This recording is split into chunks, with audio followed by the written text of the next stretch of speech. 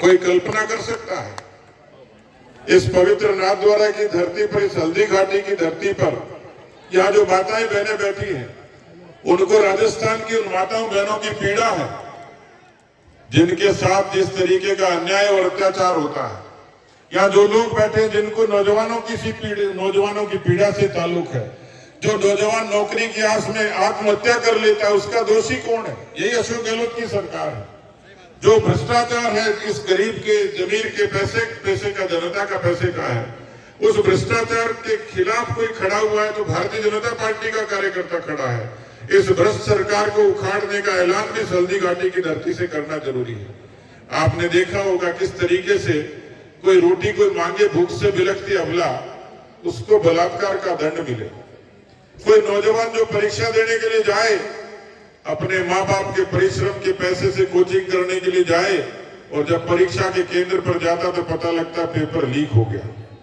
केवल paper leak नहीं, उस पेपर लीक से उस अवसाद में नौजवान गया, और उस नौजवान ने जो आत्महत्या की, उस पाप का कोई दोषी है तो अशोक गहलोत सरकार दोषी है।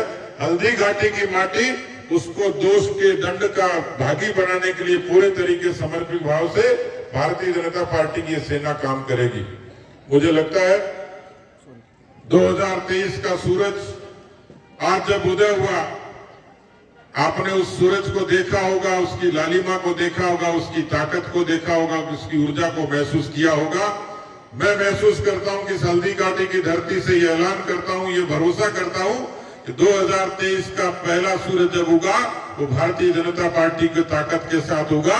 अस्त होगा वो तो कांग्रेस पार्टी के अस्त होते शासन का प्रतीक होगा।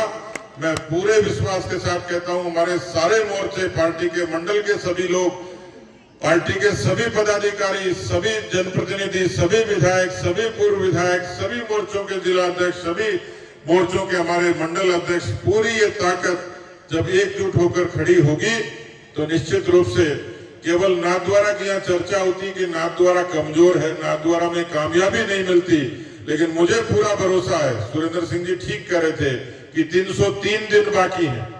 और आप गौर करिए कि हिंदुस्तान में भी मोदी जी की 303 सीट है, गुजरात में 156 आई है, तो राजस्थान में 182 से कम नहीं आएंगी। भारतीय जनता पार्टी के कार्यकर्ता ने अब ये संकल्प ले लिया है, इसलिए नाथद्वारा की धरती भी बछूती नहीं है। नाथद्वारा की धरती ने भी उस हल्दी घाटी की माटी से संकल्प लिया है। नाथद्वारा की धरती ने भी उस विश्वास के साथ आगे बढ़ना शुरू किया है। इसलिए मुझे पूरा भरोसा, जैसे सुरेंद्र सिंह जी कह रहे थे कि 2023 के सूरज में जब गणना होगी तो नाथद्वारा भी पीछे नहीं रहेगा। नाथद्वारा में भी भारतीय जनता पार्टी का स्वर्ण कमल उगेगा, और पूरे शान से भारतीय जनता पार्टी का नाथद्वारा से लेकर पूरे ठीक राजस्थान के पूरे नक्शे पर 180 से भी ज्यादा सीटें हम लोग जीतकर राजस्थान के लोक कल्याण का काम करेंगे। आज जो चीजें कही गई, मुझे बताया, बहुत सारी बातों का जिक्र तो आदरणीय अर्जुन जी ने किया। मैं उनको आभार व्यक्त करता हूं कि दिल्ली से सिर्फ इसलिए आए कि यहाँ इस स्थान की महिमा कैसे हो, इस स्थान का गुणगान कैसे हो, महाराणा प्रताप के शौर्य गान कैसे हो। आपने इतनी सारी घोषणाएं करके नाथद्वारा के कार्यकर्ताओं को जो सम्मान और संबल दिया है, उसके लिए आपका अभिनंदन करता हूं। साथ ही मैं निवेदन करूंगा कि मुझे बताया कि यहाँ चैत्री गुलाब की खेती जो पूरे विश्व में ख्याति प्राप्त है, उसको ताकत देने की जरूरत है। यदि चैत्री गुलाब की, चैत्री रोज की उस खेती को और ज्यादा ताकत मिले, दिशा मिले, रोजगार भी बढ़ेगा और इस पूरे क्षेत्र की तरक्की भी होगी, समृद्धि भी होगी। तो उसके लिए भी कुछ न कुछ निश्चित रूप से भारत की सरकार करेगी।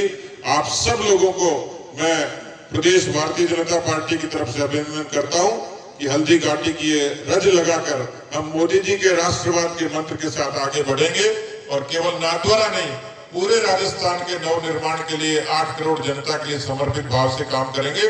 बहुत बहुत धन्यवाद। जय हिंद, जय भारत।